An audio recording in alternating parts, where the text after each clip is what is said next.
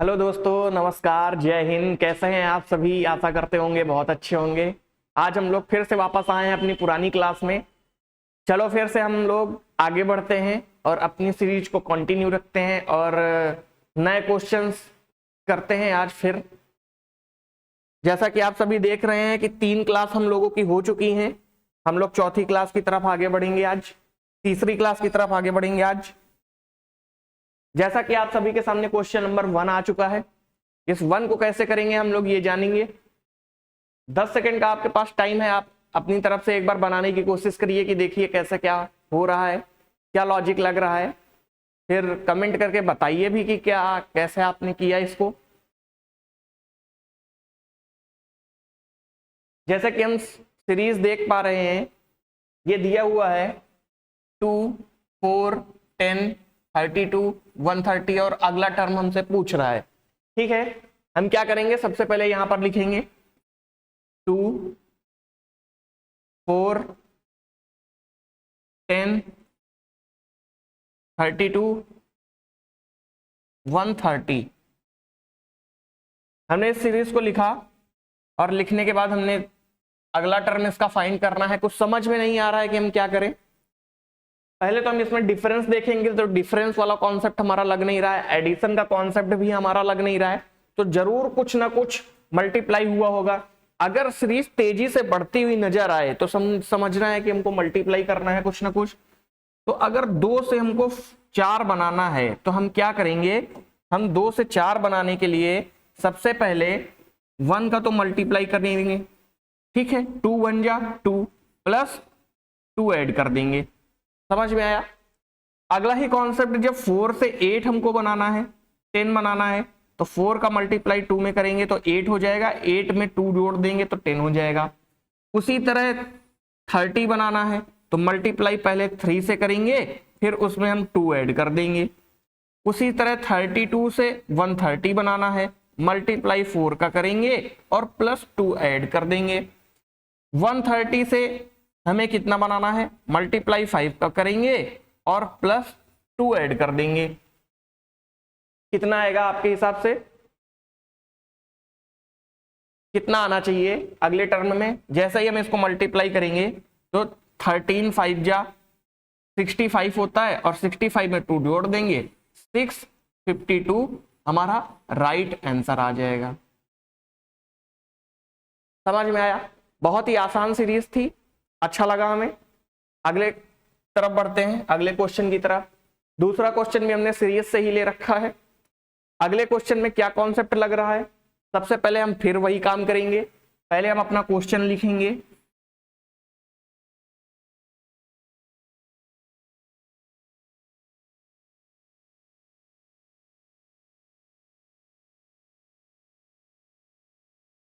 जैसा ही हमने अपना क्वेश्चन लिख लिया, अब हम क्या करेंगे कि इससे कुछ ना कुछ लॉजिक खोजेंगे। अगर पहली टर्म बड़ी है, उसके बाद दूसरी टर्म छोटी आ रही है, तो जाहिर सी बात है कि इसमें कुछ ना कुछ मल्टीप्लाई या प्लस तो हुआ ही होगा, लेकिन साथ में कुछ माइनस भी हुआ होगा। ठीक है, अब करने की कोशिश करते हैं कि कैसे होगा, ये देखते हैं एक बार। जब 11 से हमको 6 बनाना है तो हमने क्या किया, 11 में कितना माइनस किया जाए, तो 11 में हमने 5 माइनस किया, 5 तो माइनस कर दिया, लेकिन अब 6 से 7 बनाना है। 6 से 7 बनाना है तो कैसे करेंगे, अगर हम इसको 1 से मल्टीप्लाई कर दें, क्या कर दें, 1 से मल्टीप्लाई कर दें और तब 5 घटा दें तो हमारा 6 आ जाएगा। दूसरे टर्म को लाने के लिए, 7 को लाने के लिए हम 5 नहीं माइनस कर पाएंगे, इसलिए पहले हम 2 को मल्टीप्लाई करते हैं, फिर हम 5 को माइनस करते हैं। समझ में आया? उसी तरह थर्ड टर्म में क्या करेंगे, पहले हम 3 को मल्टीप्लाई करेंगे, फिर -5 करेंगे। फोर्थ टर्म क्या करेंगे, 3 को मल्टीप्लाई करेंगे और 5 माइनस करेंगे। अगले टर्म में हम क्या करेंगे, 4 को मल्टीप्लाई करेंगे और 5 हम माइनस करेंगे। जैसा कि आप सभी देख पा रहे हैं कि हमने 4 को मल्टीप्लाई किया और 5 माइनस करना है, तो उसी तरह हमारा आंसर जो निकलेगा 290 निकलेगा। समझ में आया? आसान क्वेश्चन था। चलो एक बार फिर से हम लोग अगले क्वेश्चन की ओर बढ़ते हैं। अगला क्वेश्चन क्या कह रहा है? अगला क्वेश्चन कोडिंग डिकोडिंग से है। अगले क्वेश्चन में हमें क्या करना है? अगर किसी भाषा में एंटीसिपेशन को ICINTNATICTAP लिखा जाता है तो उसी भाषा में प्रोडक्टिविटी को कैसे लिखेंगे? आसान क्वेश्चन है।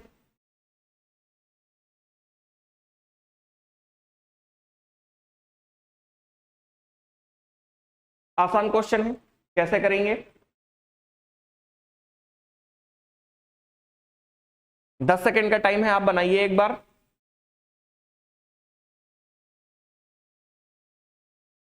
कुछ लॉजिक क्या समझ में आ रहा है? बाकी टेंशन ना लो, मैं तो बताऊंगा ही बताऊंगा। देखिए क्या समझ में आ रहा है? कोई लॉजिक लग पा रहा है आपसे?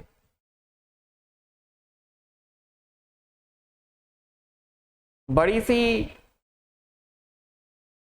स्पेलिंग दे रखी है, उसको कोड किया गया है।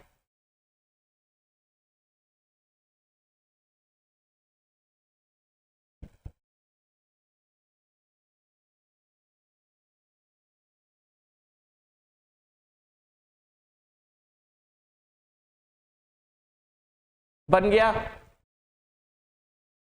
नहीं बना? चलिए आइए, बन गया हो तो भी अच्छा है, नहीं बना हो तो चलो ध्यान से देखिएगा। क्या हुआ, जब एंटीसिपेशन को हमने देखा तो हमें पता चला, इसमें सबसे पहले हम टर्म गिनेंगे 1 2 3 4 5 6 7 8 9 10 11 12 है। तो हमने क्या देखा, अगला हमारा आंसर ये है, कोड ये दिया हुआ है। 12 में हम क्यों ना 6 का पार्ट कर लें, यहां से हमने पार्ट कर दिया। पहले यहां पर देखते हैं, यहां पे हमने पार्ट कर दिया। पहले स्पेलिंग के छोटे से पार्ट को उल्टा करके लिख दिया है, फिर दूसरे को ही उल्टा करके लिख दिया है। तो उसी तरह हम प्रोडक्टिविटी को कैसे लिखेंगे? PRODUVITY, ठीक है। उसी तरह हम इसमें करेंगे 3 3 6 3 9 10 11 11 है ना, 1 2 3 4 5 6। देखिएगा 6 लेटर यहां से खत्म हो जाते हैं, 6 लेटर उधर खत्म हो जाते हैं।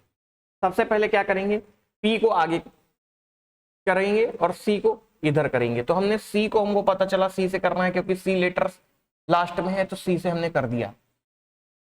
पी को बिल्कुल किनारे लेके आएंगे और सी को सबसे पहले लेके आएंगे। आर को इधर लेकर के आएंगे और यू को इधर लेकर के आएंगे। ओ इस साइड आएगा, टी इस साइड आएगा और यू बीच में आएगा, ठीक है। अब इस स्पेलिंग को हम इधर वाले आंसर से मिलाएंगे। जब हम इनको इधर से मिलाते हैं ODUC, ये तो हमारा सही निकल रहा है। ये भी हमारा PRO, ये गलत निकल रहा है। PRODUC, ये भी हमारा सही निकल रहा है। PRODUC, ये भी हमारा सही निकल रहा है। अब हम आगे की स्पेलिंग को चेक करेंगे। तो Y हमारा पहले है, तो Y हमारा इधर आ जाएगा। तो जैसे ही P के बाद Y आना चाहिए तो P के बाद Y आना चाहिए, ये हमारा गलत हो गया। P के बाद Y आना चाहिए, ये हमारा सही हो गया। Y के बाद T आना चाहिए, फिर V आना चाहिए, फिर I आना चाहिए, फिर T आना चाहिए, ठीक है। तो Y के बाद T के बाद I आ गया इसमें, और इधर T के बाद I आ गया, V आ गया, फिर V आ गया, फिर I और T। लास्ट में क्या आना चाहिए? T आना चाहिए। तो लास्ट में क्या है? T। तो ये हमारा B ऑप्शन करेक्ट हो जाएगा, ये वाला A वाला गलत हो जाएगा। समझ में आया? जैसे जितनी बड़ी स्पेलिंग आ जाए उसको हमको पार्ट में ब्रेक कर लेना है। पार्ट में ब्रेक करने के बाद हमें लॉजिक लगाना है। हो सकता है कि वो स्पेलिंग उल्टा लिखी गई हो, आधे पार्ट में और दूसरे पार्ट में भी उल्टा लिखी गई हो, तो उसी तरह करेंगे हम अगले ही क्वेश्चन में। चलो एक बार फिर से देखते हैं कि अगले क्वेश्चन में क्या कहता है। अगले क्वेश्चन में भी हमें बिल्कुल वैसे ही लॉजिक दिया गया है, बस थोड़ा सा डिफरेंस कर दिया गया है, जिसमें आपको समझाने के लिए मैंने ये क्वेश्चन रखा हुआ है। अगले क्वेश्चन में क्या कह रहा है, जब किसी कूट भाषा को पॉलिटिशियन को किसी कोड में किया जाता है तो उसी भाषा में माइग्रेशन को किस कोड में किया जाएगा। बहुत ही आसान क्वेश्चन है, बहुत ही सिंपल क्वेश्चन है। एक बार फिर से करेंगे पुराने लॉजिक को ध्यान में रखते हुए। जैसे हमने पुराने क्वेश्चन में देखा, बिल्कुल सेम टू सेम उसी क्वेश्चन में इस क्वेश्चन में भी अप्लाई करेंगे उसको और करने की कोशिश करेंगे कि कैसे ये हुआ। ठीक है, आइए देखते हैं। जैसे पॉलिटिशियन है तो पॉलिटिशियन को क्या कर दिया, ये लिख दिया। ठीक है, कोई बात नहीं। उसी तरह माइग्रेशन को कैसे लिखेंगे, तो माइग्रेशन को हम स्पेलिंग लिख लेते हैं MIGRAT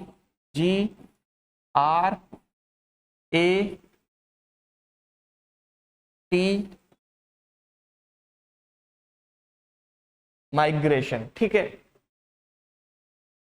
पॉलिटिशियन में भी स्पेलिंग बड़ी है। मैंने आपको बताया था कि आपको करना कैसे है। 1 2 3 4 6 7 8 9 10 10 है।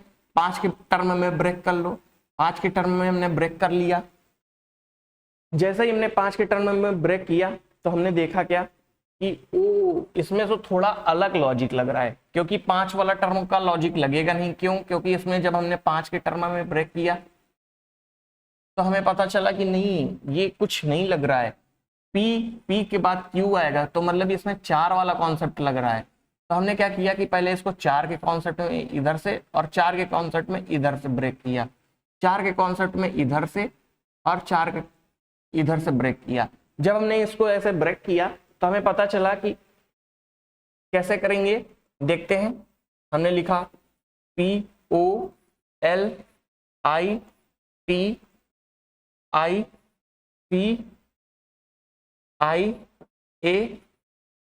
पॉलिटिशियन। उसके बाद हमने क्या किया, JMPQJ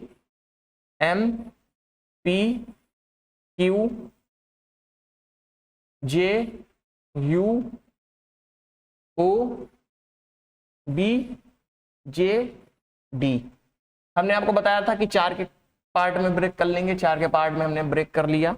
ब्रेक करने के बाद जब हमने देखा कि हमको करना कैसे अपने आंसर को फाइंड करेंगे, तो 4 के पार्ट में इधर भी ब्रेक कर लिया।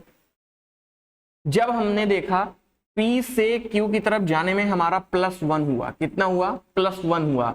O से P की तरफ जाने में हमारा क्या हुआ? +1 हुआ। L से M की तरफ +1 और I से J की तरफ +1। ठीक है, ऐसे ही इस क्वेश्चन में आगे बढ़ेंगे। C से D की तरफ +1, I से J की तरफ +1, A से B की तरफ +1 और N से O की तरफ +1। मतलब सब चीजों में हमारा पता चला ओवरऑल वैल्यू कि हर वैल्यू में हमें +1 करना है, लेकिन उसको पार्ट को डिफरेंट प्लेस पे प्लेस करना है। अगर डिफरेंट प्लेस पे प्लेस करना आ गया तो हमारा आंसर इसमें भी आ जाएगा। वैसे ही माइग्रेशन है, तो माइग्रेशन में 1 2 3 4 5 6 7 8 9 है। तो 9 को कैसे करेंगे? 4 के पार्ट में इधर ब्रेक कर लिया।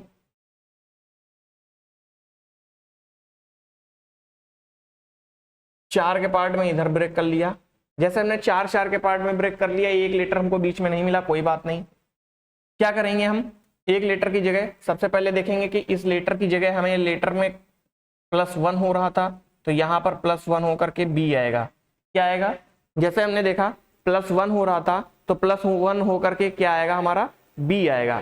ठीक है, अगले क्वेश्चन में जैसे B आ गया, हम क्या करेंगे? सबसे पहले चेक करेंगे कि 5th लेटर में B आना चाहिए। 1 2 3 4 5 5th लेटर में M आ रहा है, इधर U आ रहा है, तो ये दोनों ऑप्शन हमारे नहीं होंगे।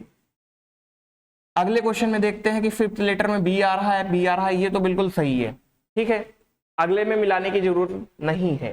ठीक है, अगले ऑप्शन में देखते हैं, M से क्या प्लेस करेंगे? N आएगा। क्या आएगा? N आएगा। I के बाद +1 क्या करेंगे? J आएगा।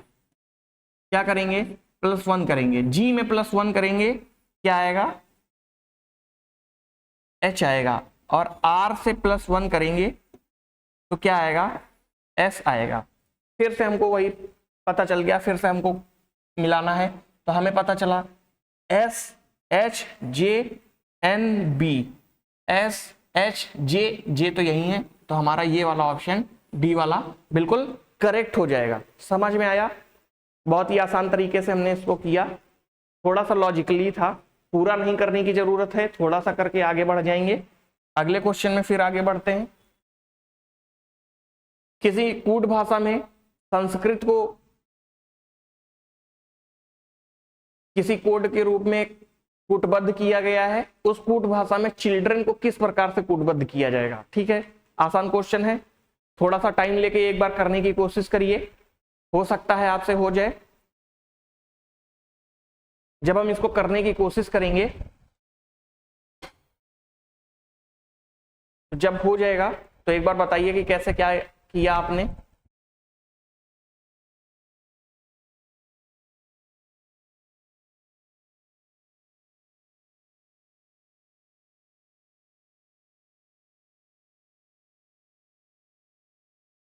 हो गया?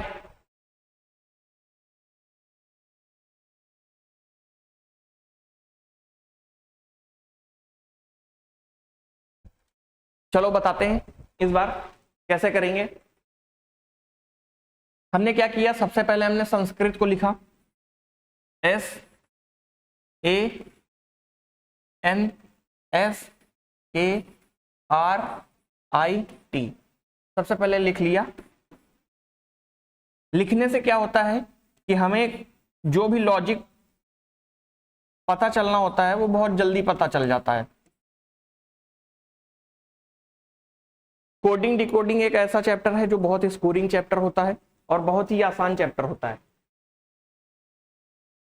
एस से हमने देखा कि जब हमने एस से टी की तरफ गए तो हमें क्या मिला कि हमें पता चला कि हमने +1 किया हुआ है। क्या किया है?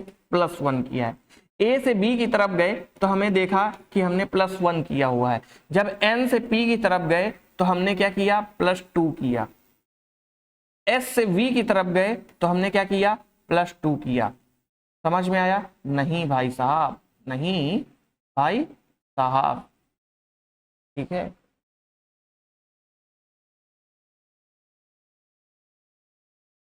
हमने 3+ किया। जब हमने 3+ किया तो हम देखेंगे, जब हमने यहां तक कर दिया, आगे देखते हैं कि आगे के से एन की तरफ जाने में हमने फिर +3 किया। समझ में आ गया? आर से टी की तरफ जाने में हमने +2 किया। आई से जे की तरफ जाने में हमने +1 किया और टी से यू की तरफ जाने में क्या किया? +1 किया। बिल्कुल उसी लॉजिक से हम इस क्वेश्चन को फिर से ध्यान में देखेंगे।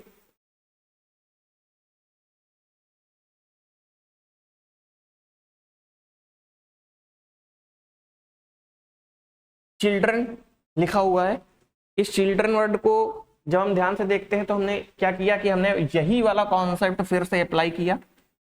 +1 सी के बाद +1 किया तो डी आया, डी सब में है। एच में भी +1 किया, एच में +1 किया तो हमारा क्या आया? आई। लेकिन आई केवल इस ऑप्शन में नहीं है, इसको कट कर देंगे। दोनों ऑप्शन में आई है, ठीक है। आई इस ऑप्शन में भी नहीं है, इसको भी कट कर देंगे। केवल हमारे पास कितने ऑप्शन बचे? केवल हमारे पास 2 ही ऑप्शन बचे, सी और डी, ठीक है। अगले में क्या करेंगे? आई में 2 जोड़ देंगे। जैसे इस कॉन्सेप्ट के अकॉर्डिंग हम 2 जोड़ रहे थे, 2 ऐड कर रहे थे, वैसा ही हम इसमें 2 ऐड कर देंगे। जैसे हमने आई में 2 ऐड किया तो हमारा आंसर क्या आया? के आया, तो हमारा डी ऑप्शन सही हो गया, क्योंकि दूसरे वाले में एल है तो ये हमारा ऑटोमेटिक गलत हो गया, इसलिए हमारा डी आंसर बिल्कुल सही निकला। ओके, अगले क्वेश्चन की ओर बढ़ते हैं। अगला क्वेश्चन क्या कह रहा है? अगला question direction and rank chapter से है। इस क्वेश्चन को पहले ध्यान से पढ़ेंगे, उसके बाद इसका जवाब देंगे। राम 8 किलोमीटर दक्षिण दिशा में चलता है, वह तब दाएं मुड़ता है और 5 किलोमीटर चलता है, फिर वह दाएं मुड़ता है और 8 किलोमीटर चलता है। इस बिंदु पर वह दाएं मुड़ता है और 6 किलोमीटर चलता है। तो बताइए प्रस्थान बिंदु से वह कितने किलोमीटर दूर और किस दिशा में है? ठीक है, आसान क्वेश्चन है। करने की कोशिश करिए एक बार।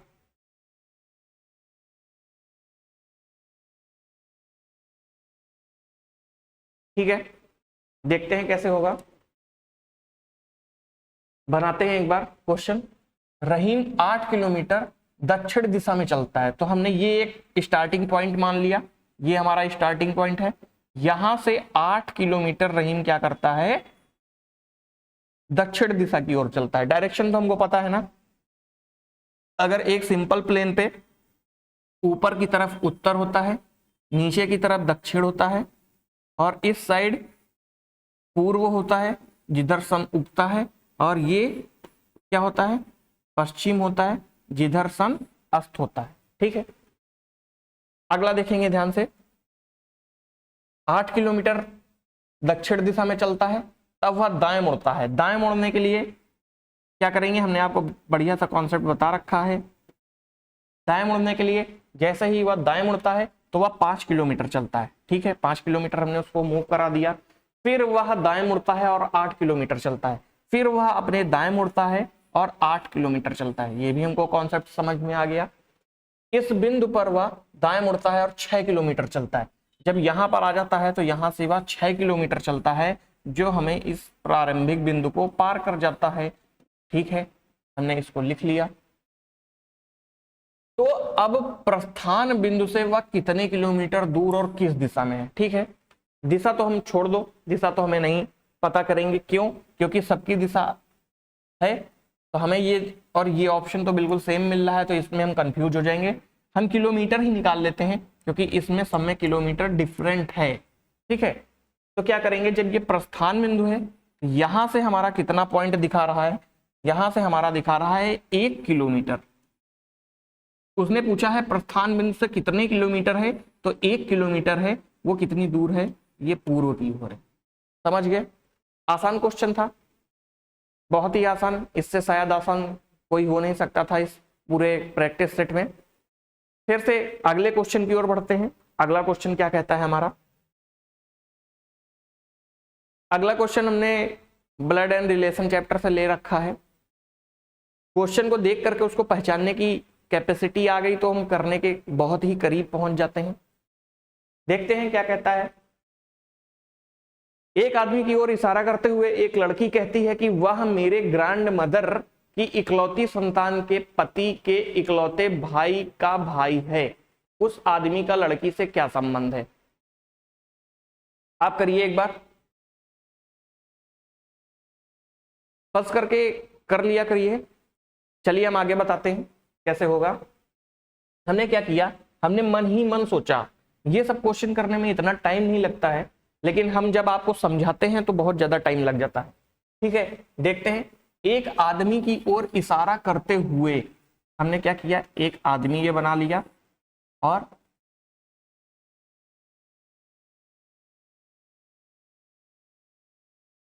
ये हमने आदमी बना लिया। ठीक है, और ये लड़की बना लिया।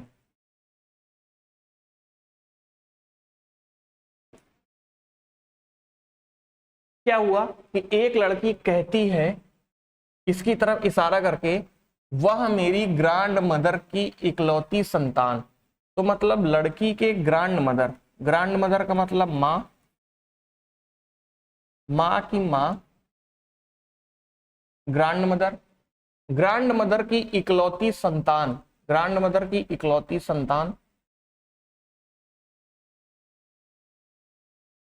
ग्रैंड मदर की इकलौती संतान इनकी माँ ही हुई, और इनके पति के इकलौते भाई, पति के इकलौते भाई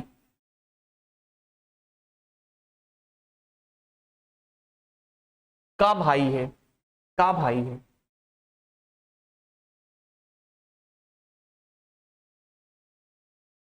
पति के इकलौते भाई का भाई है। उस आदमी का लड़की से क्या संबंध है? उस आदमी का लड़की से क्या संबंध है? आदमी ये है, ये भाई है, तो हमने भाई का भाई, अगर हम इसको यहां से हटा करके भाई का भाई हम इसको ही मान लेते हैं, मान लिया। तो लड़की की नजरों से हमको देखना है कि लड़की की नजरों से ये व्यक्ति कौन हुआ, तो ये इसका पिता हुआ। समझ में आया? लड़की की नजरों से कौन हुआ, पिता हुआ। कैसे, क्योंकि ये माँ है उसकी, माँ के हस्बैंड कौन होते हैं, लड़की के पिता ही होंगे। समझ गए। अगले क्वेश्चन की ओर आगे बढ़ेंगे। अगला क्वेश्चन फिर उसी चैप्टर से ही है।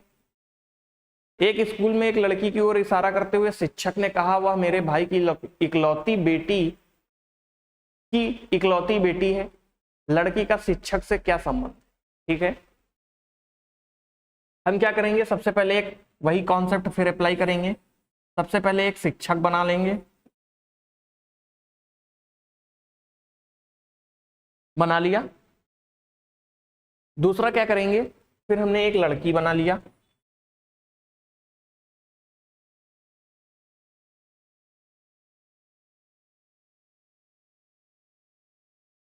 अब क्या हुआ, अब की बार किसके रिस्पेक्ट में कौन बोल रहा है, तो शिक्षक बोल रहा है। और इशारा किसकी तरफ कर रहा है, लड़की की तरफ कर रहा है।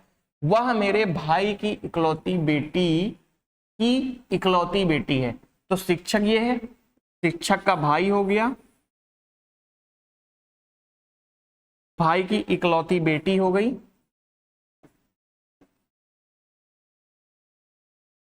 और बेटी की इकलौती बेटी की बेटी हो गई। इकलौती बेटी की बेटी कौन हुई, ये लड़की हुई।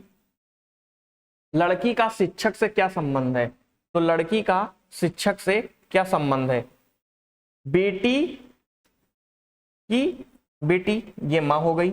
माँ से फिर ये क्या हो गया, भाई हो गया। भाई से क्या हो गया, ये शिक्षक हो गया। तो शिक्षक का संबंध क्या होगा, भतीजी या भांजी की बेटी। समझ में आया। अगले क्वेश्चन की ओर आगे बढ़ते हैं।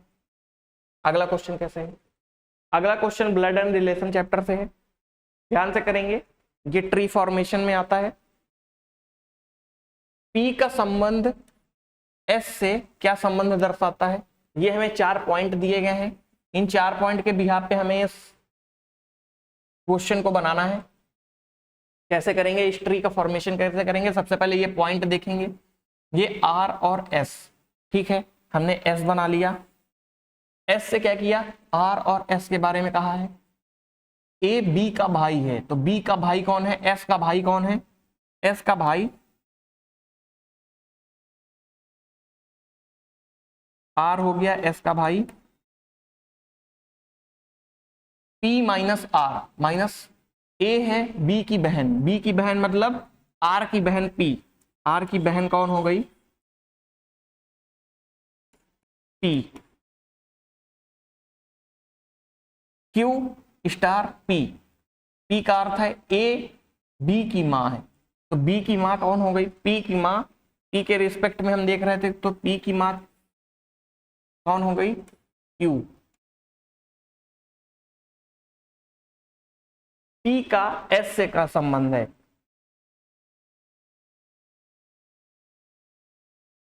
पी का एस से किसकी तरफ से देखेंगे, पी का एस से क्या संबंध है, तो हम एस की तरफ से देखेंगे पी का क्या संबंध। समझ गए। हमने सिंपल सा क्या किया, काम किया, एस और पी हमने देखा कि ये बिल्कुल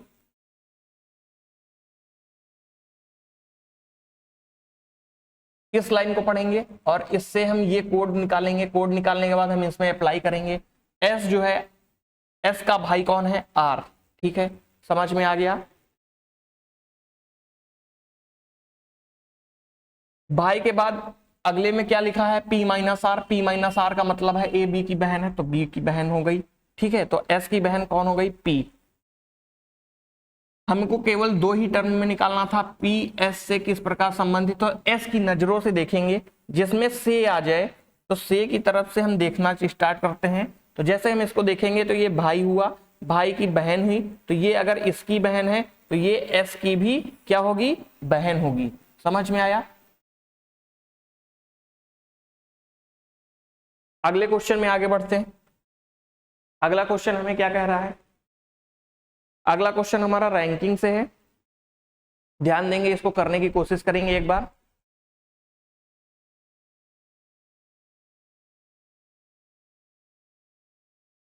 क्या कह रहा है क्वेश्चन, यदि अंग्रेजी वर्ण श्रृंखला के पहले आधे भाग को व्युत्क्रमित किया जाता है तो बाएं छोर से तीसरे अक्षर के दाएं 16वां अक्षर कौन सा होगा। ठीक है, ध्यान देंगे क्वेश्चन को कैसे करेंगे। कोई अंग्रेजी वर्णमाला है, हमको पता है कि अंग्रेजी वर्णमाला कितनी होती है, 26 लेटर की होती है। सबसे पहले ए से स्टार्ट होता है और एन तक कितने लेटर होते हैं, 13 लेटर होते हैं। फिर 13 के बाद एन से स्टार्ट होता है, एन को हम अगर मान लो इस तरह लिख देते हैं तो वो इस तरह लिखते हैं, तो जेड तक कितने लेटर आते हैं, 13 लेटर आते हैं। कितने लेटर आते हैं, 13 लेटर आते हैं। पता चल गया, एक दूसरे के सब अपोजिट हो जाते हैं, ये भी हमको इस तरह लिखने से फायदा मिलता है। ठीक है, अब क्या करेंगे, अब क्वेश्चन की लैंग्वेज को पढ़ेंगे। क्वेश्चन के लैंग्वेज में क्या लिखा है कि आधे भाग को उल्टा कर दिया जाता है, मतलब यहां पर हमको क्या करना होता है, इधर ए कर दिया जाता है और इधर एम कर दिया जाता है। ठीक है, जैसे उसने कहा वैसे मैंने कर दिया। क्या कहा गया है, पहले आधे भाग को व्युत्क्रमित किया जाता है तो बाएं छोर से तीसरा अक्षर, बाएं छोर से इधर से तीसरा अक्षर। ठीक है, हमने इधर से तीसरा अक्षर ले लिया।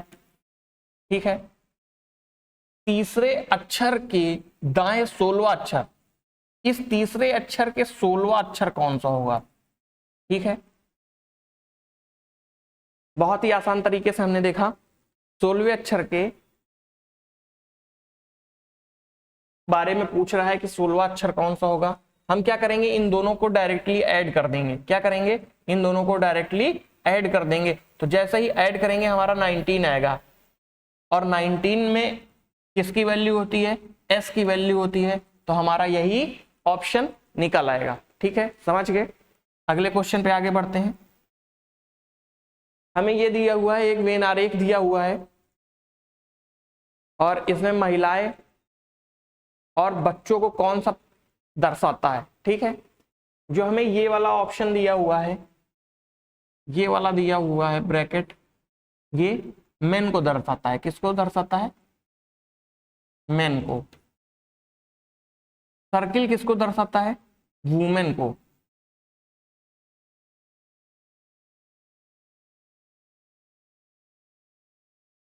ट्रायंगल किसको दर्शाता है, किड्स को। किड्स मतलब बच्चे, वुमेन मतलब महिलाएं, और मेन मतलब पुरुष, पुरुष या आदमी या व्यक्ति। ठीक है, अगले में देखेंगे, जैसे हमने ये देख लिया केवल महिलाएं और केवल बच्चे किस में दिखा रहा है, तो केवल महिलाएं के लिए, महिलाओं के लिए कौन सा हो जाएगा, महिलाओं के लिए सर्किल हो जाएगा, और बच्चों के लिए कौन सा हो जाएगा, बच्चों के लिए ट्रायंगल हो जाएगा।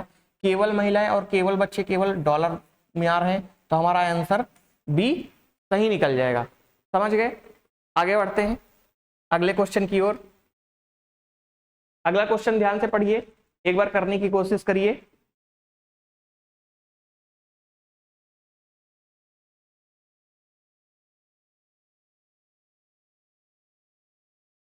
अगला क्वेश्चन कह रहा है, सबसे पहले इसको पढ़ेंगे। इस वेन आरेख में एक खेल है, प्रतियोगिता हो रही है। इस खेल प्रतियोगिता में 4 खेल खेले जा रहे हैं। 4 खेल खेले जा रहे हैं, तो उसमें यह पूछा गया है कितने छात्रों को कम से कम 2 खेलों में भाग लिया है। कम से कम 2 का मतलब क्या है, ज्यादा से ज्यादा कितने भी हो सकते हैं। कितने भी का मतलब है कि ज्यादा से ज्यादा 4 ही हो सकते हैं। क्या देखेंगे, सबसे पहले ए बी सी डी 4 खेल हैं। ठीक है, 4 खेल में हम केवल एक वालों को हटा देंगे तो 2 से लेकर के 4 तक हमारे वैल्यू निकल आएगी। तो हम ए वालों को हटा देते हैं, इसको हटा दिया, ये और ये हटा दिया। बाकी हम सब वैल्यू को जोड़ देंगे। वैल्यू है कौन कौन सी, 9 4 8 1 7 6 5। इन सबको जोड़ देंगे तो जो हमारा आंसर निकलेगा वो कितना निकलेगा, 40। ठीक है, हमारा आंसर कितना निकलेगा, 40। तो ऑप्शन डी हमारा सही आंसर हो जाएगा। समझ में आया। ठीक है, आगे अगले क्वेश्चन में बढ़ते हैं।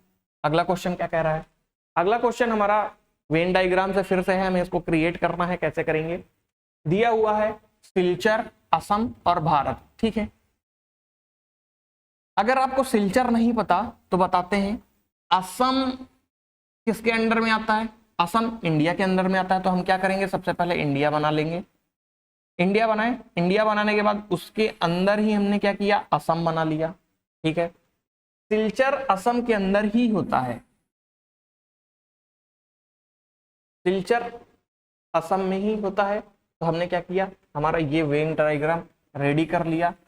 सिलचर असम के अंदर ही आएगा और असम भारत के अंदर में आएगा। इस तरह हमारा वेन डायग्राम, डी ऑप्शन बिल्कुल सही हो गया। अगले क्वेश्चन में करते हैं। इस क्वेश्चन में केवल हमको वैल्यू पुट करनी है। वैल्यू पुट करने के बाद हमको इसमें बॉडमॉस रूल लगाना है और बॉडमॉस रूल लगाने के बाद हमारा आंसर चुटकी में आ जाएगा। कैसे करते हैं देखिए, हमें दिया हुआ है E plus H divide by F multiply G। सबसे पहले इसकी वैल्यू पुट करेंगे। वैल्यू क्या दी हुई है? E की वैल्यू 10 दी है। H की वैल्यू कितनी है? H की वैल्यू 84 है। H की वैल्यू कितनी है? 84 है। डिवाइड बाई F की वैल्यू कितनी है? 12 है। G की वैल्यू कितनी है? G की वैल्यू 8 है। क्वेश्चन सॉल्व करेंगे। कैसे करेंगे देखते हैं। 12 से कट करेंगे 84 को तो कितना आएगा? 7। कितना आएगा? 7। 8 का मल्टीप्लाई करेंगे कितना आएगा? कहेंगे आप 56, और 56 में 10 जो ऐड कर देंगे तो हमारा आंसर कितना आएगा? 66। समझ गए? आसान था ना। चलो अगले क्वेश्चन की ओर आगे बढ़ते हैं। अगला क्वेश्चन पढ़ते हैं। एक पंक्ति में सभी व्यक्ति उत्तर की ओर अभिमुख है। ए दाईं ओर से 8वें स्थान पे है और बी दाईं ओर से 15वें स्थान पर है। ए और बी आपस में स्थान बदलते हैं। पंक्ति में 25 व्यक्ति हैं, तो बताइए कि ए किस स्थान पर है। आसान क्वेश्चन है। हल्का सा एक फार्मूला लगाएंगे। जैसे होते नहीं है, डॉक्टर के पास जाते हैं, कहते हैं कि डॉक्टर साहब बुखार आ रहा है, वो कहता है बस हल्का सा एक सुई लगाएंगे। वैसे ही हम लोग एक हल्का सा फार्मूला लगाएंगे और हमारा आंसर बिल्कुल हमारी आंखों के सामने होगा। और आंसर कभी भी आ सकता है, आप देखते रहिए। बस क्या करेंगे, सबसे पहले हमने देखा एक पंक्ति में सभी व्यक्ति बैठे हुए हैं। इसमें टोटल नंबर ऑफ पर्संस कितना दे रखा है? टोटल नंबर ऑफ पर्संस दे रखा है 25। एक फार्मूला होता है, जैसा कि फार्मूले के हम जानते हैं, तो total number of persons plus 1 minus right left, ये फार्मूला होता है। इसमें हमें जो जो वैल्यू दी है केवल उसको पुट कर देना है, हमारा आंसर आ जाएगा। जैसे टोटल नंबर ऑफ, टोटल पंक्ति में 25 व्यक्ति हैं, मतलब टी की वैल्यू कितनी दी है? 25 लिख दिया हमने, टी की वैल्यू 25, प्लस 1 को लिख दिया, माइनस। अब देखिए क्या पूछ रहा है, लेफ्ट से, बाई मतलब लेफ्ट, लेफ्ट से एक स्थान पे है तो मतलब राइट की वैल्यू हमें दे रखी होगी। तो राइट की वैल्यू जब हमें क्या दे रखी होगी, राइट की वैल्यू हमें दे रखी है कि बी दाईं ओर से 15वें स्थान पे है, दाईं ओर से 15वें स्थान पे है, राइट साइड से 15 स्थान पे है। ए क्या है? ए दाईं ओर से 8वें स्थान पे है। ए किस स्थान पे है? 8वें स्थान पे है। अब ये आपस में स्थान बदल लेते हैं तो ए का प्लेस कौन सा हो जाएगा? ए का प्लेस हो जाएगा 15 जब ये प्लेस बदल लेते हैं। और बी का प्लेस कौन सा हो जाएगा? बी का प्लेस हो जाएगा 8। तो हमें किसकी वैल्यू निकालनी है? हमें ए की वैल्यू निकालनी है। तो ए को राइट प्लेस कौन सा आ जाएगा? 15 आ जाएगा। आ गया?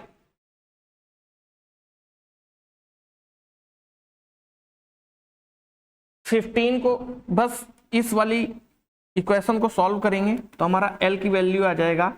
एल की वैल्यू क्या आएगा? 15, 25 माइनस करेंगे तो 10, और 10 प्लस 1 11। 11th प्लेस हमारा सही आंसर आएगा। तो किस स्थान पर है? 11वें स्थान पे है। अगले क्वेश्चन की ओर आगे बढ़ेंगे। अगला क्वेश्चन क्या कह रहा है?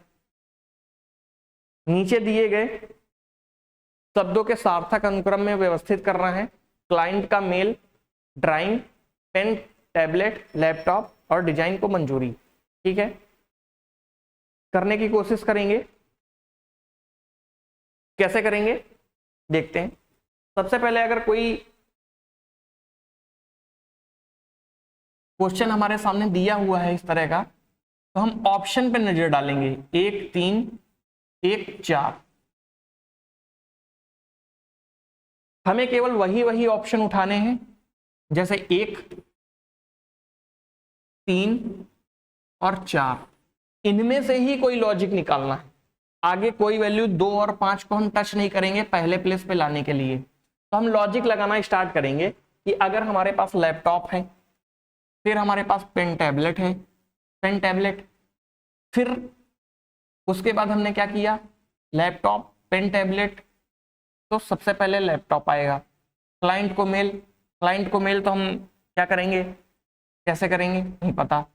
क्या करते हैं कि क्लाइंट, अगर हमारे पास लैपटॉप है, लैपटॉप से हम किसी चीज को डिजाइन करते हैं। क्या करते हैं? किसी चीज को डिजाइन करते हैं। डिजाइन करने के बाद उसको हम क्या करेंगे, उसको हम जिसको है उसको भी तो क्लाइंट को भेजेंगे ना। क्लाइंट ने अगर हमसे कोई डिमांड किया है कि सर आप हमें ये डिजाइन करके दीजिए, तो हम क्या करते हैं, सबसे पहले लैपटॉप उठाते हैं। लैपटॉप अगर नहीं है हमारे पास तो पेन टैबलेट लेते हैं। पेन टैबलेट लेने के बाद हम क्या करते हैं, डिजाइन को ड्रा करने की कोशिश करते हैं। क्या करते हैं? डिजाइन को ड्रा करने की कोशिश करते हैं। जब डिजाइन ड्रा हो जाती है तो डिजाइन पास कराते हैं, अपने सीनियर ऑफिसर से हम पास कराते हैं। जब वो हमारी पास हो जाती है तब हम वो फाइनल डिजाइन अपने क्लाइंट को भेजते हैं। तो उसी तरह हम करेंगे। सबसे पहले हम 4 को लेंगे, लैपटॉप को लेंगे, तो हमारा ऑप्शन 4 ही है पहला, तो डी वाला। तो डी वाला बिल्कुल सही आंसर हो जाएगा। लैपटॉप को, फिर पेन टैबलेट को लेंगे, ले लिया, फिर 2 नंबर पर डिजाइन ड्रा करेंगे, 5 नंबर पर डिजाइन को मंजूरी दिलाएंगे और फिर 1 नंबर क्लाइंट को मेल करेंगे। समझ में आ गया? आगे बढ़ते हैं अगले क्वेश्चन की ओर। अगला क्वेश्चन हमारे सामने ये है, करने की कोशिश करिए।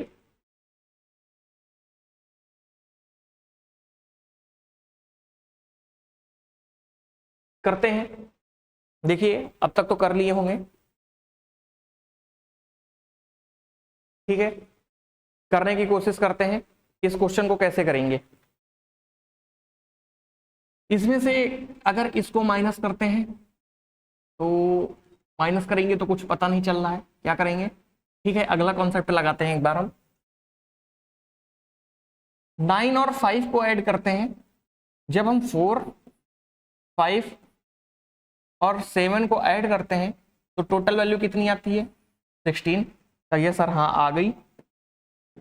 दूसरे में जब हम 2 3 और 8 को ऐड करते हैं कितनी वैल्यू आती है, 13। कहिए सर आ गई। उसी तरह हम 6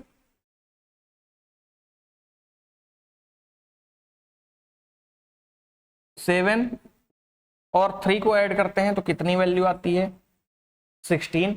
अब हमें कोई ऐसी वैल्यू निकालनी है जिससे हमारा 13 आंसर आ जाए, क्योंकि इसको ऐड करने से 16 आया, इसको ऐड करने से 13 आया, तो ये वाला 16 आएगा और ये अगले प्लेस की वैल्यू हमें 13 लानी है।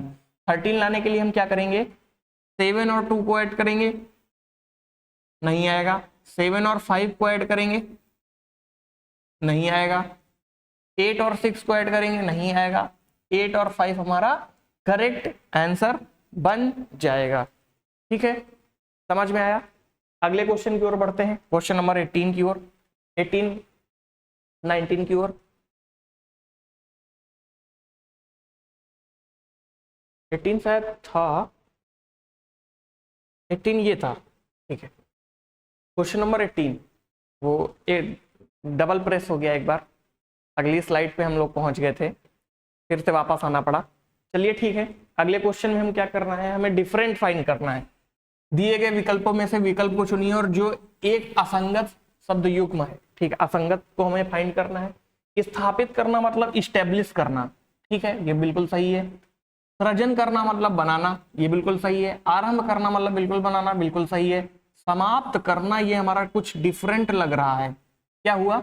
समाप्त करना मतलब एंड करना, क्या करना? खत्म करना, यही हमारा डिफरेंट लग रहा है, इसलिए यही हमारा आंसर हो जाएगा, ठीक है। अगले क्वेश्चन पे बढ़ते हैं। LJRVW क्या है? LJRVW, इनमें से कुछ डिफरेंट वैल्यू है, उसको हमको फाइंड करना है। डिफरेंट वैल्यू में कैसे कैसे फाइंड कर सकते हैं, देखिए इस क्वेश्चन में सबसे पहले हमको ऑप्शन के देखने की जरूरत है। LWVJ, हमें केवल 4 में ही कोई एक ऐसा वैल्यू होगा जो यहां पर होगा। कोशिश करते हैं। L और J से कोई कॉम्बिनेशन नहीं बनना, J और R से कोई कॉम्बिनेशन नहीं बनना, V से कोई कॉम्बिनेशन नहीं बनना, W से कुछ समझ में नहीं आ रहा लॉजिक। अब हम क्या करते हैं कि प्लेस वैल्यू लिख लेते हैं। क्या करते हैं? प्लेस वैल्यू लिख लेते हैं। L की प्लेस वैल्यू कितनी है? 12। J की प्लेस वैल्यू कितनी है? 10। R की प्लेस वैल्यू कितनी है? 18। W की प्लेस वैल्यू कितनी है? 23। और V की प्लेस वैल्यू कितनी है? ये तो आपको पता ही होगा, बहुत ही आसान क्वेश्चन था। V की प्लेस वैल्यू कितनी है? 22। तो हम क्या समझ पा रहे हैं इस लॉजिक में? 12, 10, 18, 22, ये हमारे कौन से नंबर है? सम नंबर। सम नंबर, सम नंबर का मतलब है, और ये क्या है? ये एक ऑड नंबर है। सम नंबर का मतलब क्या है? इवन नंबर, ठीक है। सम नंबर हिंदी में कहते हैं सम संख्या, और इसको कहते हैं, ऑड को क्या कहते हैं? विषम संख्या। क्या कहते हैं? विषम संख्या, ठीक है। तो W हमारा 23 प्लेस पे है, तो यही हमको डिफरेंट लग रहा है, तो बी ऑप्शन हमारा करेक्ट आंसर हो जाएगा, ठीक है। समझ में आया? अगले क्वेश्चन की ओर बढ़ते हैं। अगला क्वेश्चन हमारा डाइस चैप्टर से है, इसको करने की कोशिश करेंगे। कैसे? ये बहुत ही आसान तरीके से होता है, बस केवल लैंग्वेज पे मत जाना। लैंग्वेज आपको थोड़ा बड़ी दे रखा है, जिससे लग रहा है क्वेश्चन बहुत हार्ड आएगा, ठीक है। देखते हैं, बनाने की कोशिश करते हैं। एक पासा दिया हुआ है जिसके प्रत्येक फलक में, ठीक है, हमने क्या किया? सबसे पहले विपरीत विपरीत लिख लिया। विपरीत विपरीत किस में है? ये विपरीत है, ये विपरीत है, तो हमने क्या लिखा? B जो है Y के अपोजिट है, लिख लिया। Z A के अपोजिट है, लिख लिया। अब इसमें X Z के सन्निकट है, तो Z के सन्निकट कौन सा हुआ? X। क्या हुआ? Z के सन्निकट X। C Z के सन्निकट है, C भी Z के सन्निकट है, मतलब ये दोनों आपस में अपोजिट होंगे। पता चल गया। अब क्या करेंगे? अब हम इनको प्लेस में फिट कर लेंगे। कभी कभी गलती ऐसे हो सकती है, आराम से इस तरह का हम अपना डाइस बना लेंगे, प्यारा सा डाइस। जेड के सन्निकट है, दो ऑप्शन मैच कर रहे थे। जेड के सन्निकट एक्स और सी, ये बिल्कुल अपोजिट भी है, तो अपोजिट भी हो गया, सन्निकट भी हो गए। जेड किसके अपोजिट है? तो जेड ए के अपोजिट है, लिख दिया हमने। बी किसके अपोजिट है? बी वाई के अपोजिट है, लिख दिया हमने। बी वाई के अपोजिट है, ठीक है। अगला क्या करेंगे? अब क्वेश्चन को फाइंड करने की कोशिश करेंगे कि निश्चित रूप से सत्य के बारे में क्या कह रहा है। एक्स जेड के विपरीत है, एक्स जेड के विपरीत है, बिल्कुल गलत बात है।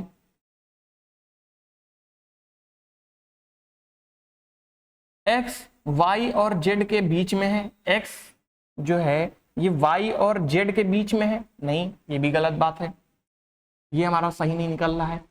एक्स जेड एक्स और सी के बीच में है, जेड जो है एक्स और सी के बीच में है, ये तो बिल्कुल सही ऑप्शन निकल रहा है। ए जेड और बी के बीच में है, ये हमारा गलत हो जाएगा। ए जेड और बी के बीच में नहीं है, नीचे है, ठीक है। तो हमारा ऑप्शन कौन सा सही निकला? सी ऑप्शन हमारा सही निकला। आगे की ओर बढ़ते हैं। अगला क्वेश्चन क्या कह रहा है? अगला क्वेश्चन फिर हमारा डाइस से है, ध्यान से पढ़ेंगे इसको, उसी तरह करने की कोशिश करेंगे।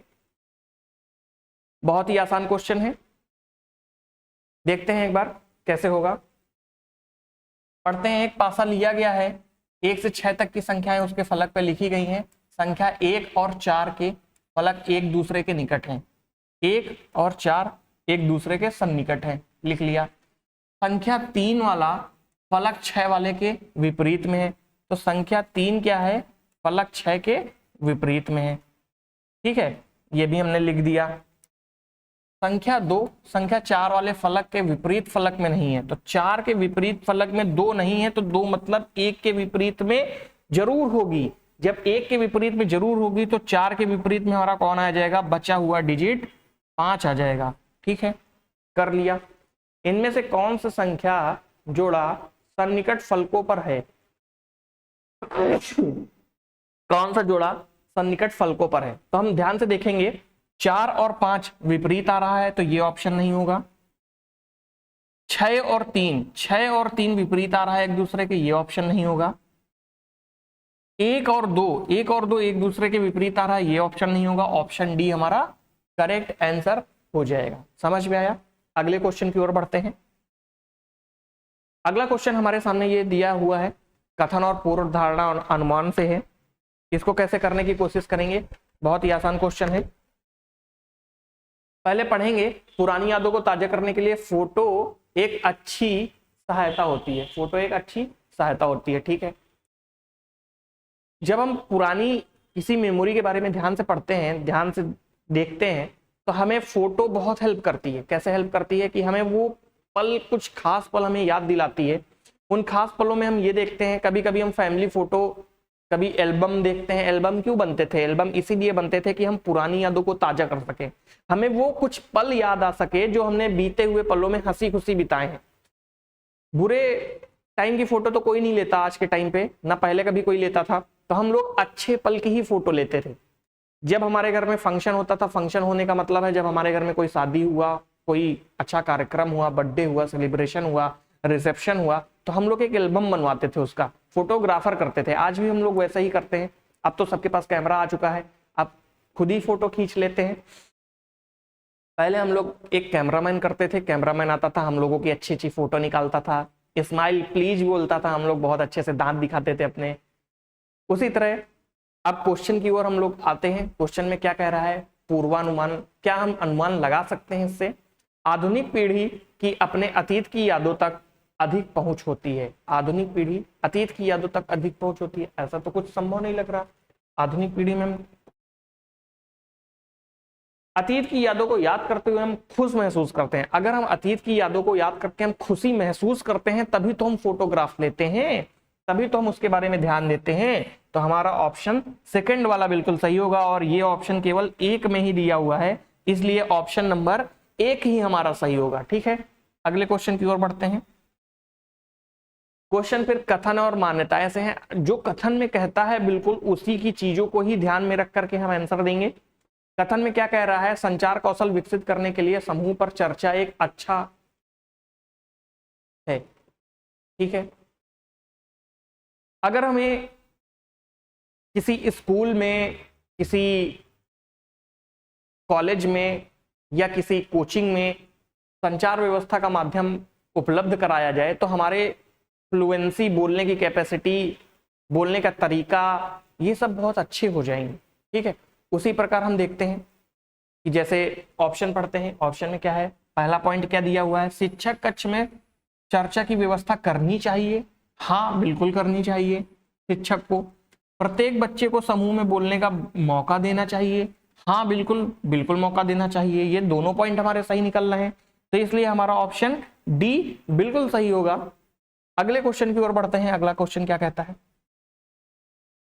राकेश को जब तक नौकरी नहीं मिलती वो पढ़ाई करेगा, यह कथन बिल्कुल सत्य है।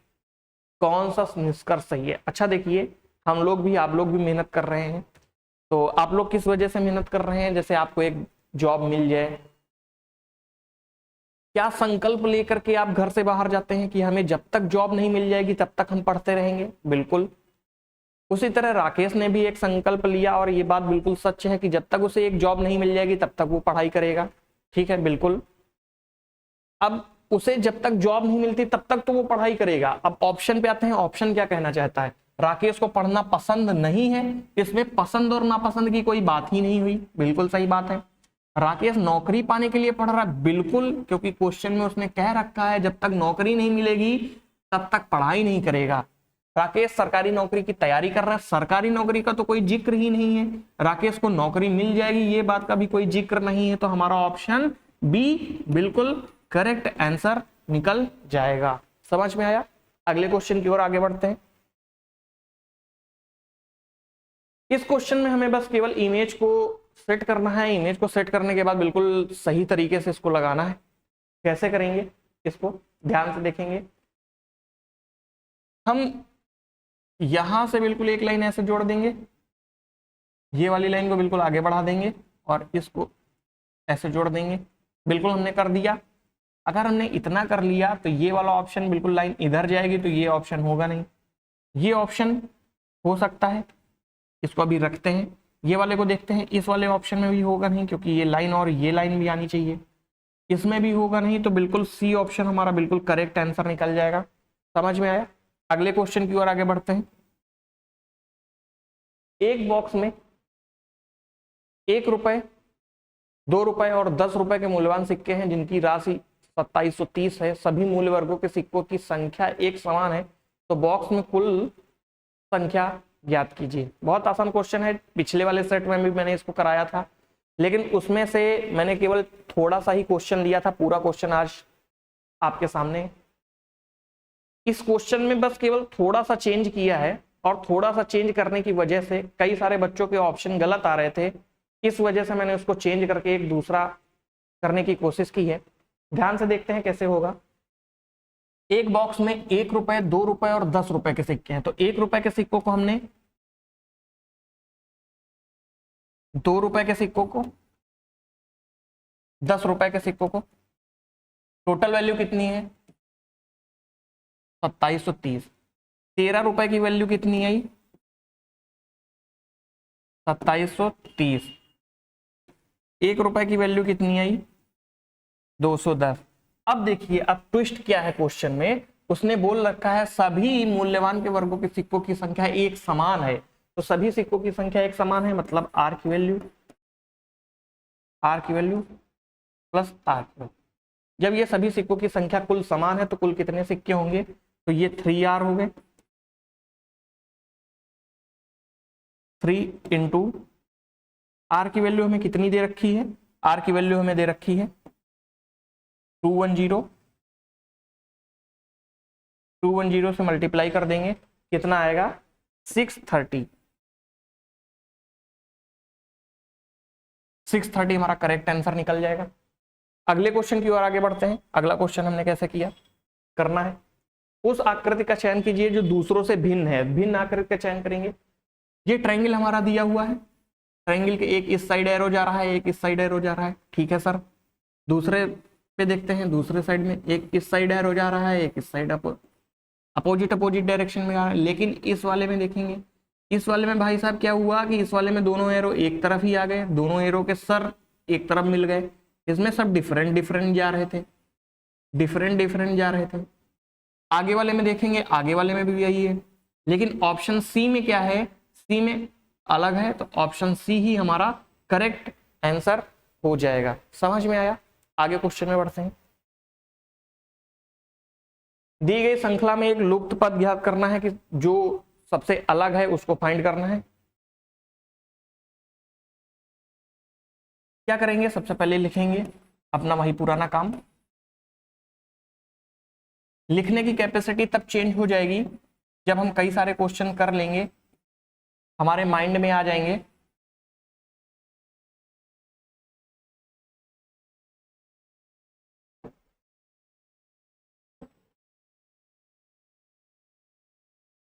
ये जो श्रृंखला दिख रही है हमें एकदम से बढ़ते हुए तो नहीं दिख रही है, मतलब मल्टीप्लाई नहीं होगा। एकदम से घटते हुए नहीं दिख रही है, मतलब डिवाइड नहीं होगा। धीमे से बढ़ते हुए दिख रही है, मतलब कुछ ना कुछ ऐड जरूर हो रहा होगा।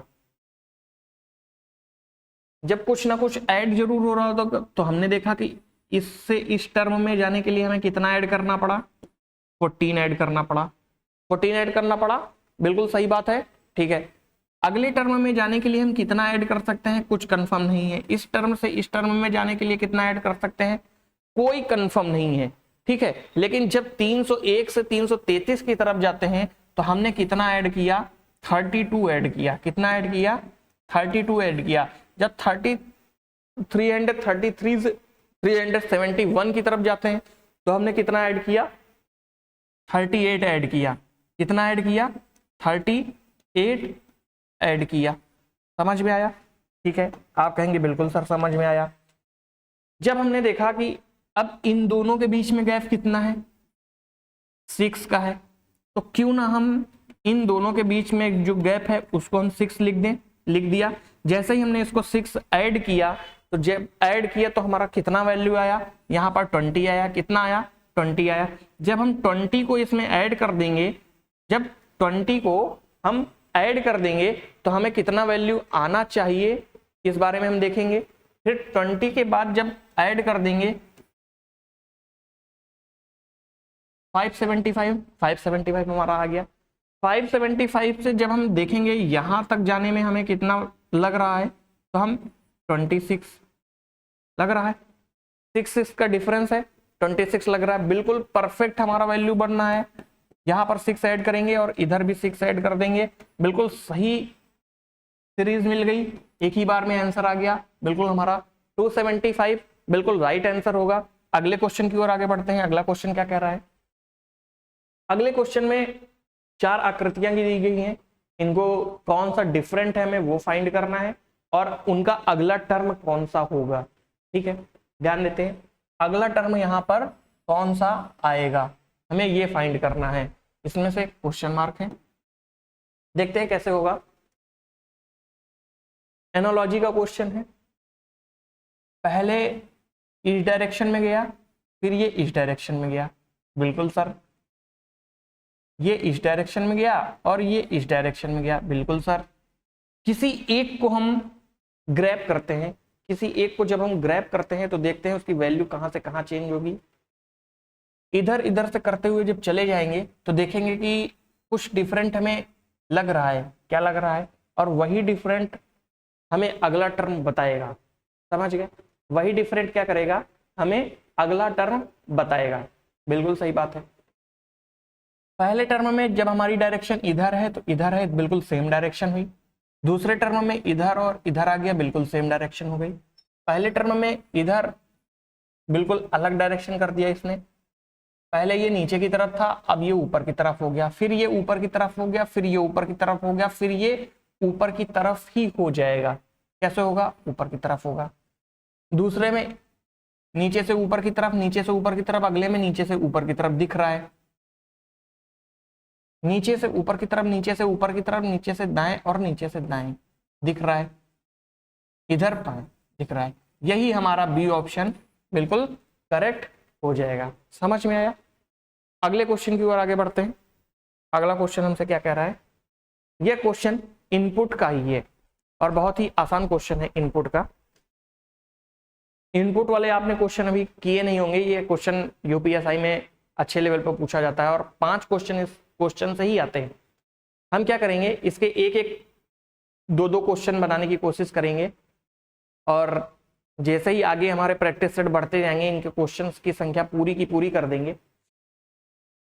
क्वेश्चन में हमें क्या दे रखा है, पहले एक निर्देश दे रखा है। निर्देश को ध्यान से पढ़ते हैं कि हमें एक इनपुट दे रखा है, इनपुट को ही हम आगे करके उनके बीच में अंतर लिखते हैं। इनपुट हमें दे रखा है, उसके कुछ चरण दे रखे हैं, उन चरण के हिसाब से ही हम उनके वैल्यू फाइंड करेंगे और वैल्यू फाइंड करने के बाद उनके आंसर हम लिखेंगे। ठीक है, अपने में भी आंसर वैसे ही बनाएंगे।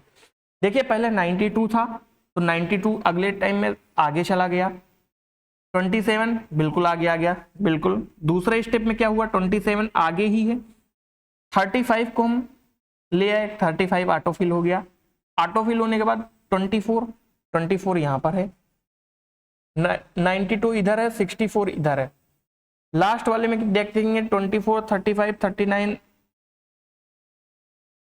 24 बिल्कुल सही है। इस सीरीज में क्या हुआ है पता है, ऑड ऑड टर्म छोटे से बड़े की ओर लगाए गए हैं और even term big to small लगाए गए हैं। क्या लगाया गया है? बिग टू स्मॉल, यहां पे स्मॉल टू बिग किया गया है। ठीक है, अब हम अपने इनपुट में आएंगे। इनपुट में देखेंगे कि हमें सबसे छोटा ऑड टर्म कौन सा है। सबसे छोटा ऑड टर्म 29। ठीक है, दूसरा सबसे बड़ा ऑड टर्म कौन सा है? तो दूसरा सबसे बड़ा ऑड इवन टर्म कौन सा है? Even term 98। ठीक है, तो अगर हम करेंगे तो इसको सॉल्व कैसे करेंगे? उसने पूछा है कि चरण फोर्थ। चरण फोर्थ में बनाने के लिए हम क्या करेंगे? सबसे पहले इसको डिनोट कर लेंगे फर्स्ट, इसको भी क्या कर लेंगे? 98 को फर्स्ट, बिल्कुल कर लिया। दूसरे स्टेप में क्या करेंगे? दूसरे स्टेप में हमें इससे जस्ट वैल्यू बड़ी लानी है, तो जस्ट वैल्यू बड़ी लाएंगे तो बड़ी क्या करेंगे? बड़ी 39। ये हमें सेकेंड टर्म हो गया। अब 98 के बाद दूसरी बड़ी वैल्यू कहां पर है? 98 के बाद दूसरी बड़ी वैल्यू ये है 58। ठीक है, दूसरा स्टेप हो गया। तीसरे स्टेप में हम क्या करेंगे? तीसरे स्टेप में हम देखेंगे कि 39 के बाद हमारी बड़ी वैल्यू और कौन सी थी? 39 के बाद हमारी बड़ी वैल्यू थी 71, 31। ठीक है, और हमारी 58 के बाद कौन सी बड़ी वैल्यू थी? सबसे छोटी वैल्यू कौन सी थी? 58 के बाद हमें केवल एक ही वैल्यू दिख रही है 46। लेकिन अगले टर्म में हमें क्या दिखा? अगले टर्म में ये फोर्थ टर्म दिखा और ये भी फोर्थ टर्म दिखा। तो हम इसको लिख लेंगे अब अपने पास कि हमें कैसे लिखना है। सबसे पहले जैसे जैसे दिया गया था वैसे ही लिखना है। 29 फर्स्ट स्टेप था, तो फर्स्ट स्टेप में 29 और इधर 98, बिल्कुल 98 लिख लिया बीच में। दूसरे में क्या है? दूसरे स्टेप में हमें क्या दिया है? 39 और 58, 39 58। थर्ड स्टेप में क्या दिया हुआ है? थर्ड स्टेप में हमें दिया हुआ है 71 और 46, 71 46। फोर्थ स्टेप में क्या दिया हुआ है? 79, फोर्थ स्टेप में 79 और 42,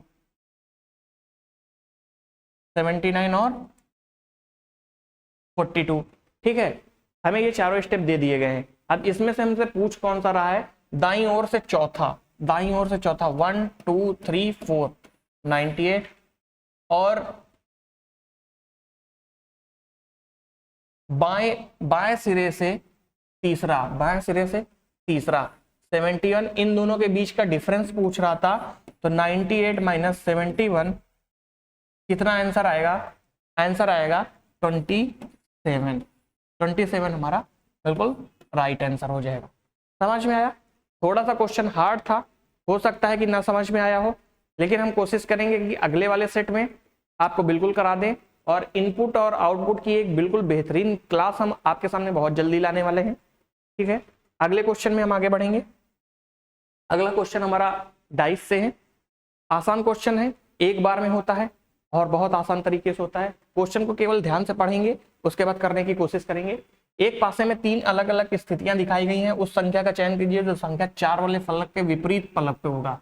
4 के विपरीत, अब हम 4 को क्वेश्चन के अकॉर्डिंग हम बिल्कुल करने की कोशिश नहीं करेंगे, लेकिन ध्यान से देखेंगे। अगर ये 4 है, क्या है? ये 4 है, तो 4 के विपरीत ये 5 है, ये 1 है। 5 और 1 तो आएगा नहीं, तो 5 बिल्कुल साथ में है, तो 1 नहीं आएगा। ठीक है, अगले क्वेश्चन में देखेंगे, ये 4 है और ये 3 है और ये 2 है, तो ना तो 2 आएगा ना तो 3 आएगा, तो 3 भी नहीं आएगा। आंसर कौन सा हो जाएगा? आंसर 6। समझ में आया? अगले क्वेश्चन में आगे बढ़ते। स्टेशन क्राइम हिस्ट्री में जीसीआर का पूर्ण रूप क्या है? स्टेशन क्राइम हिस्ट्री में ये पुलिस से रिलेटेड है। इसमें जीसीआर का हमें केवल फुल फॉर्म पूछा है, तो general convection register, general convection register होता है। ठीक है, अगले क्वेश्चन में हम आगे बढ़ेंगे। अगला क्वेश्चन हमसे क्या कह रहा है? आप एक पुलिसकर्मी हैं, आपका कर्तव्य है रक्षा करना। जब आप एक पुलिसकर्मी बन जाते हैं, आपका कर्तव्य एक रक्षा करना हो जाता है, तो हम उसमें से क्या करेंगे? किसकी सहायता करेंगे? केवल सभी समुदाय की सहायता करेंगे। किसकी सहायता करेंगे? सभी समुदाय की सहायता करेंगे। ठीक है, अल्पसंख्यक समुदाय की बिल्कुल नहीं, भेदभाव हमें कहीं नहीं करना है। केवल बहुसंख्यक समाज की, फिर वही भेदभाव वाला बता रहा है। अपने स्वयं के समुदाय की बिल्कुल गलत बात है। हमें पद पर रहते हुए उसका दुरुपयोग नहीं करना है और हमेशा सबकी सहायता करनी है। अगला क्वेश्चन है, जनता द्वारा पुलिस के कामकाज के खिलाफ उठाई गई निम्नलिखित में से कौन सी गंभीर शिकायत हो सकती है? वो शिकायत हमें बतानी है जो बहुत बड़ी हो सकती है, जो जनता द्वारा पुलिस के खिलाफ उठाई जाती है। समय पर अपराध स्थल पर नहीं पहुंचना, ये तो चलो कोई बात नहीं, ये तो कोई बड़ी समस्या नहीं लग रही है हमें। अगले ऑप्शन की तरफ बढ़ते हैं। गैंगस्टर द्वारा की गई शिकायत को दर्ज करने से मना, कोई गैंगस्टर आया होगा, उसने कोई शिकायत कर रही होगी, पुलिस वाले ने मना कर दिया, ये भी कोई बड़ी समस्या नहीं है, इससे किसी की जान मान को खतरा नहीं हुआ है। यातायात संबंधी मामलों को हल करने के लिए कोशिश नहीं करना, यातायात संबंधी मामलों को कोशिश नहीं करना, चलो कोई बात नहीं, ट्यूबलाइट्स लगी होती हैं उनसे हम काम चला लेंगे, सिग्नल लाइट्स लगी होती हैं उनको हम देख करके रास्ता देख लेंगे। आगे की तरफ देखते हैं अगला क्वेश्चन क्या कह रहा है। अवैध रूप से संदिग्ध रूप से हिरासत में लेना और यातनाएं देना, किसी व्यक्ति को संदिग्ध रूप में उसको पकड़ के रख लेना, अपने जेल में रखना और उसे यातनाएं देना, ये सबसे बड़ा काम, ये सबसे बड़ा काम है। तो इसे आंसर डी को हम टिक मारेंगे और आगे बढ़ेंगे। प्रीति जिसके पिता राज्य के मुख्यमंत्री हैं, इस क्वेश्चन को ध्यान से पढ़ेंगे और क्वेश्चन बहुत ही अच्छा क्वेश्चन है।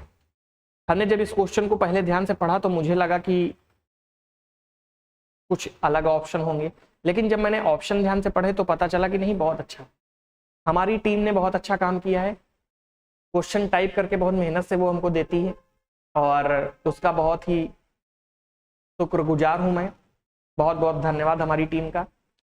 ऐसे क्वेश्चन वो आपके सामने ला करके रखती है, इन क्वेश्चन बहुत ही अच्छे हैं। क्वेश्चन देखते हैं क्या कहते हैं क्वेश्चन।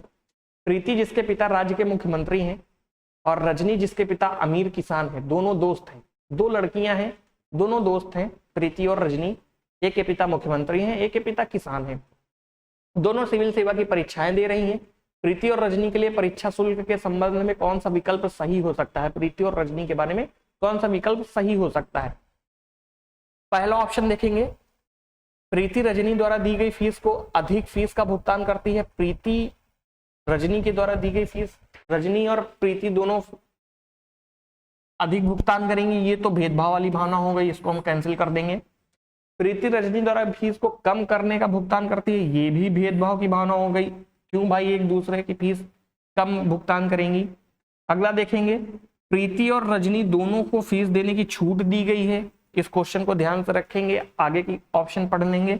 प्रीति और रजनी दोनों एक ही समान फीस का भुगतान करती हैं, ठीक है, एक ही समान फीस का भुगतान करती हैं। इसमें आप कौन सा ऑप्शन लगाना चाहेंगे? आप तो बिल्कुल डी ऑप्शन लगा देंगे, बिल्कुल लगा देंगे, लेकिन डी ऑप्शन रॉन्ग हो जाएगा। हाँ, ऑप्शन सही कौन सा होगा? सी। अगर यहां पर ये महिलाओं की जगह ये पुरुष होते, किसी पुरुष का नाम होता, तो हम दोनों डी ऑप्शन लगा दिए होते, एक ही समान फीस का भुगतान करेंगी। या तो फिर अमीर शब्द हट गया होता, केवल किसान होता, किसान की जगह या तो अमीर की जगह गरीब होता, तो हम इन दोनों में से कोई एक ऑप्शन चूज करते, लेकिन हमें दिया गया है सी ऑप्शन, बिल्कुल सही आंसर दिया गया है। अब सी ऑप्शन को चूज करने के पीछे कहानी क्या है? यूपीएससी लड़कियों को बढ़ावा देने के लिए फीस को कम रखती है कि ज्यादा से ज्यादा लड़कियां आए, पार्टिसिपेट करें। पार्टिसिपेट का मतलब क्या है कि वो ज्यादा से ज्यादा पढ़ाई करने के बारे में सोचेंगी, अपने मौका देंगी। समाज में लड़कियों को बढ़ावा देने का एक कदम भी यही है, इसी टाइप का उठाया गया है कि हम कुछ सहायता करके उनकी मदद कर सकते हैं। अगले क्वेश्चन की ओर बढ़ते हैं, 37 क्वेश्चन। महिलाओं के खिलाफ सभी प्रकार के भेदभाव को उन्मूलन कन्वेंशन को संयुक्त राष्ट्र महासभा द्वारा किस वर्ष अपनाया गया था? जैसा कि आप सभी जानते हैं, संयुक्त राष्ट्र महासभा यूएनओ जिसको बोलते हैं, इसका आंसर 1979 निकलेगा। और ये कैसे, ध्यान देते हैं, महिलाओं के खिलाफ जो प्रकार के भेदभाव थे उनको कम करने के लिए महिलाओं के प्रति हिंसा को कम करने के लिए, महिलाओं को आगे समाज में बढ़ावा देने के लिए यूएनओ ने यह कदम उठाया था और इस कन्वेंशन को इन्होंने 1979 में ऐड किया था। ठीक है, अगले क्वेश्चन की ओर आगे बढ़ते हैं। अगला क्वेश्चन क्या कह रहा है? पी क्यू का अर्थ है पी क्यू का पिता है, पी का अर्थ है पी क्यू की बहन है, पी मल्टीप्लाई क्यू का अर्थ है स्टार का अर्थ है पी क्यू की पुत्री है, निम्नलिखित में क्या दर्शाता है कि पी एस की बहन है। ठीक है, आसान क्वेश्चन है, हम एक एक करके इसको बनाने की कोशिश करेंगे।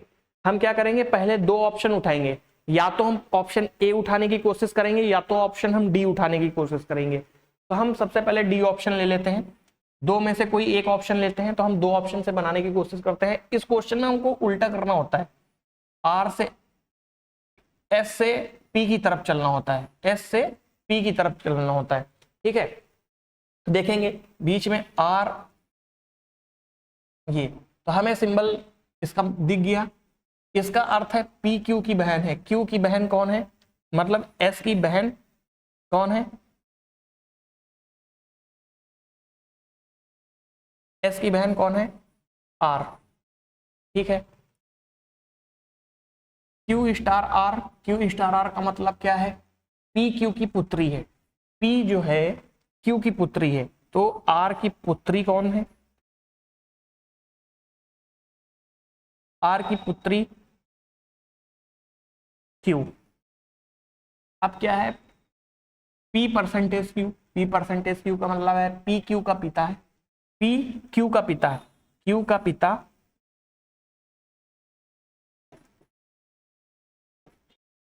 पी क्यू का पिता है, तो मतलब आर का कौन होगा, आर का पति होगा। कैसे, क्योंकि आर की पुत्री क्यू है और क्यू का पिता पी है, तो हमें पता चल का आर पी का पति है। बिल्कुल सही, हमारा सही बन गया। इस क्वेश्चन में पूछा है पी एस की बहन का पति, एस की बहन का पति, एस की बहन कौन हुई, आर एस की बहन हुई, और इसका पति कौन हुआ, पी हुआ। तो बिल्कुल हमारा सही लॉजिक बैठ रहा है, हमारा आंसर डी हो जाएगा, बिल्कुल करेक्ट ऑप्शन। ठीक है, अगले क्वेश्चन की ओर बढ़ते हैं। अगला क्वेश्चन क्या कह रहा है, श्री एक शाम ऑफिस की शाम को अपनी दोस्त सारा से मिला। सारा की परछाई और श्री के ठीक बाईं ओर पड़ती है, वह एक दूसरे के सम्मुख है, तो सारा किस दिशा की ओर अभिमुख होगी। जब कभी आपसे इस तरह का क्वेश्चन पूछे, इस तरह क्वेश्चन के केवल दो ही ऑप्शन होते हैं। जब आपको अगर कुछ समझ में ना आ रहा हो, कोई तुक्का लगाना हो, तो आपके पास केवल दो ही ऑप्शन है, उत्तर और दक्षिण। इन दोनों का आंसर केवल दो ही निकलेगा, बाकी कोई आंसर नहीं निकलता है। ठीक है, उसका भी एक रीजन है, उसको बताते हैं। जैसे हमने दो व्यक्तियों को आपस में खड़ा कर लिया, ठीक है, उसने शाम के समय बोला है ना, तो शाम के समय सूर्य किधर की ओर निकलता है, सूर्य पश्चिम की ओर निकलता है। ये हमारे सूर्य हो गए, सूर्य देवता जी हो गए। ठीक है, सारा की परछाई ठीक दाईं ओर पड़ती है, सारा की परछाई ठीक दाईं ओर पड़ती है, तो दाईं ओर मतलब राइट, ये लेफ्ट। अगर ये राइट है तो ये लेफ्ट होगा और ये राइट होगा, दोनों एक दूसरे के अपोजिट है। तो सारा ये हो गई, सारा की परछाई इस ओर पड़ती है। ठीक है, तो जस्ट तो हमारा सारा का मुख किस ओर होगा, सारा का मुख हमारा दक्षिण की ओर होगा। किस तरफ होगा, दक्षिण की ओर। ठीक है, अगले क्वेश्चन की ओर बढ़ते हैं। अगला क्वेश्चन हमारा लास्ट क्वेश्चन है, ये हमारा लास्ट क्वेश्चन है, इसको हम होमवर्क के रूप में ले लेंगे। इसको करके आप हमको कमेंट में आंसर जरूर देंगे, इसका आंसर क्या निकला। और आज की क्लास के लिए बहुत बहुत धन्यवाद। हम लोग कल से फिर अपने एक नए क्वेश्चन और एक नए प्रैक्टिस सेट की ओर आएंगे। जय हिंद, जय भारत।